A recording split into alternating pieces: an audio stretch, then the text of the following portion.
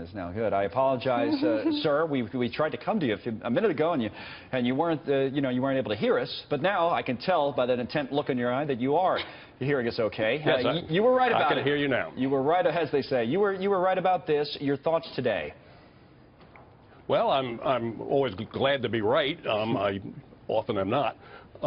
But I just thought that Britain was, there's a contrary spirit in Britain, and they never really like Europe very much. They love the English Channel more than they like Europe.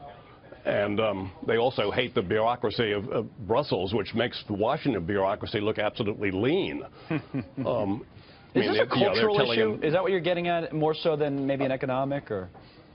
Well, I think it's certainly both, but it's also a cultural issue. I mean, island nations tend to be somewhat xenophobic. I mean, the Japanese are the same way, for instance, and the British never liked the people on the other side of the channel.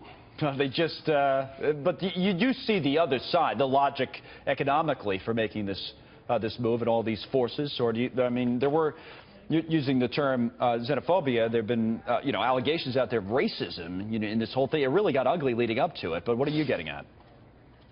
Well, I think that certainly there's an economic issue in that I think Britain will do better outside the European Union. Yeah. And the Union needs Britain more than Britain needs the Union by far. And the fact that they're now going to be out. Well, last year Germany sold 850,000 cars to England. Well, they're not going to stop sending England cars.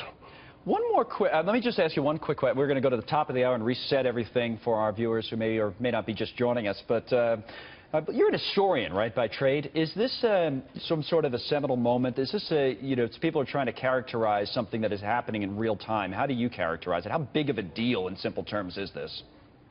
This is a big deal.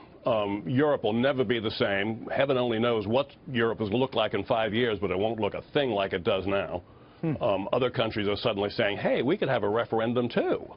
And so who knows what, Europe might break up again.